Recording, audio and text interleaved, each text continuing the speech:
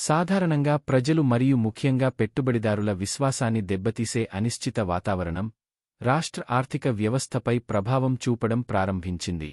పరిమిత రాబడి పెరుగుదల మరియు బాధ్యతలు తీవ్రంగా ఉన్నప్పటికీ భౌతిక ప్రొవిడెన్స్ ఖర్చును వదిలివేయబడింది. విద్యుత్ రంగ బాధ్యతలలో అధిక ద్రవ్యోల్బణం పెరిగినప్పటికీ నిధులను మళ్లించడం ద్వారా, అధిక పన్ను విధించడం ద్వారా ఆర్థిక నిర్వహణ వ్యక్తమవుతుంది. మూలధన వ్యయాన్ని నిర్లక్ష్యం చేయడంతో చివరికి ఆర్థిక వ్యవస్థ మందగిస్తుంది. రాష్ట్ర ఆర్థిక పరిస్థితి ఒత్తిడి కారణంగా బిల్లుల క్లియరెన్స్లో విపరీతమైన జాప్యం జరిగింది. మినీ టెండర్లు మరియు కాంట్రాక్టర్లు ఉపశమనం కోసం ఆంధ్రప్రదేశ్ హైకోర్టును ఆమోదించారు మరియు ప్రభుత్వంపై 25,000 కంటే ఎక్కువ కేసులను దాఖలు చేశారు. ఇది అపూర్వమైన బిల్లు చెల్లింపుల కోసం పోరాడింది.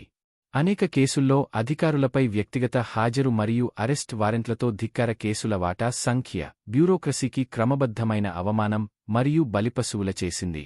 ఫలితంగా ఇది పరిపాలనా యంత్రాంగాన్ని పూర్తిగా నిరుత్సాహపరిచేందుకు దారితీసింది.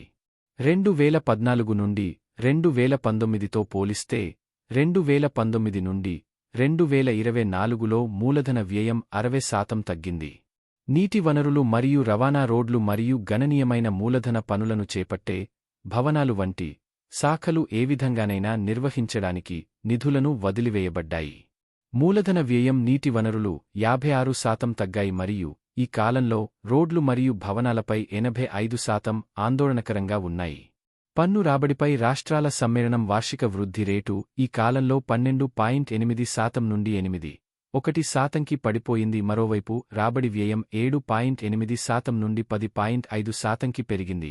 అయితే మూలధన వ్యయం వృద్ధి 26.4% నుండి 3.4%కి లోతుగా క్షీణించింది. 2019 నుండి 2024 వరకు ప్రభుత్వం ఆదాయ వ్యయాలను అరువుగా తీసుకున్న నిధుల ద్వారా కూడా పూరించిందని స్పష్టమైన సూచిక. ప్రతి మూలధనంలో CAGR 14% వద్ద ఎక్కువగా ఉంది. అయితే తలసరి ఆదాయంలో CAGR 9.7% మాత్రమే ఉంది. ఇది మూలధన నిర్మాణం జరగనందున మునుపటి రెజ్యూమ్ యొక్క భౌతిక నైపుణ్యాన్ని ప్రతిబింబిస్తుంది. అమరావతి రాజధాని ప్రాంతం మరియు జాతీయ రాష్ట్రమైన ఆంధ్రప్రదేశ్ అభివృద్ధికి కేంద్ర బిందువుగా ఉన్న దార్శనికత పూర్తిగా ధ్వంసమైంది. మేము అమరావతి కలను తుడిచిపెట్టడానికి ప్రయత్నిస్తాము. ప్రభుత్వం తన హానికరమైన 3 రాజధాని నగరాల ఆలోచనతో ప్రజలను గందరగోళపరిచింది. 2019, 2024 మధ్య కాలంలో నీటిపారుదల ప్రాజెక్టు లేదు. పరిశ్రమలు, రోడ్లు, భవనాలు, ఆసుపత్రులు, తాగునీటికి సంబంధించిన మౌలిక సదుపాయాలు చేపట్టలేదు. ఇంధన రంగం మరియు ఇతర మౌలిక సదుపాయాల ప్రాజెక్టుల కోసం వినియోగాన్ని రద్దు చేయడం ప్రభుత్వ ప్రతికూల వైఖరిని ప్రదర్శించింది. పర్యవసానాలతో నిండిన ఇటువంటి విధ్వంసకర నిర్ణయాలు యువత మరియు ఉద్యోగ ఆకాంక్షితులలో అశాంతికి దారితీశాయి. అనిశ్చిత వాతావరణం యొక్క ప్రాబల్యం చివరికి యువతను మాదకద్రవ్యాల మర్యాదలకు కారణమయ్యే చట్టవిరుద్ధమైన పదార్థాల వ్యసనం వైపు నడిపిస్తుంది. మానసిక ఆరోగ్యం, విశ్రాంతి మరియు వేదన రాష్ట్ర భౌగోళిక సరిహద్దులకే పరిమితం కాలేదు. ప్రపంచవ్యాప్తంగా ఉన్న తెలుగు మాట్లాడే ప్రజలు ప్రభుత్వ స్ఫూర్తి లేని చర్యలతో కలత చెందారు మరియు నిరుత్సాహానికి గురవుతున్నారు. 21వ శతాబ్దంలో తమను ముందుకు తీసుకెళ్లే పాలనలో మార్పు కోసం వారు ఆతృతగా మరియు నిర్విరామంగా ఎదురుచూశారు. 1996 నుండి 2004 వరకు ప్రభుత్వం యొక్క ప్రగతిశీల ప్రజా విధానాలు నేడు ప్రపంచవ్యాప్తంగా తెలుగు ప్రజల సాధికారతకు దారితీశాయి.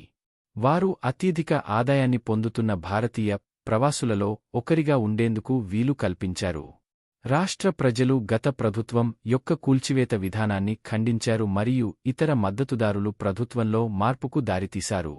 కూటమి 93% ఓటింగ్తో నెగ్గ చరిత్ర సృష్టించింది, తద్వారా ప్రజాస్వామ్యాన్ని పునరుద్ఘాటించారు. భవిష్యత్ కర్ర దృష్టితో తన విధులను నిర్వర్తించే ప్రభుత్వాన్ని ఎన్నుకోవడంలో విజ్ఞత చూపినందుకు ఆంధ్రప్రదేశ్ ప్రజలను నేను హృదయపూర్వకంగా అభినందిస్తున్నాను. ఆంధ్రప్రదేశ్ భవిష్యత్తుకు అనుకూలంగా ఈ చారిత్రాత్మక ఆదేశంలో భాగం కావడానికి వివిధ ప్రాంతాల నుండి ఆంధ్ర ప్రజలు తరలివచ్చారు. కొత్త ప్రభుత్వం అసెంబ్లీలో తాజా మరియు అనుభవజ్ఞులైన గౌరవ సభ్యుల సంపూర్ణ సమ్మేళనాన్ని కలిగి ఉంది. సుపరిపాలన మరియు సహకార సమాఖ్య స్ఫూర్తికి సంబంధించి సరైన విధానాలను రూపొందించడంలో కీలకపాత్ర పోషిస్తున్న సభ్యులందరినీ నేను మరోసారి స్వాగతిస్తున్నాను. భూమి, గనులు మరియు ఖనిజాలు, అటవీ వంటి సహజ వనరుల దుర్వినియోగం వివేకంతో విస్తరించింది. బయటి పట్టాలు, ఉల్లంఘనల కేటాయింపులో భూ ఆక్రమణ దుర్వినియోగం, మరియు అనర్హులకు భూమిని కేటాయించడం. 2023 ల్యాండ్ బిగింపు చట్టం 2024 సమయంలో ప్రజల విశ్వాసాన్ని పూర్తిగా దెబ్బతీశాయి.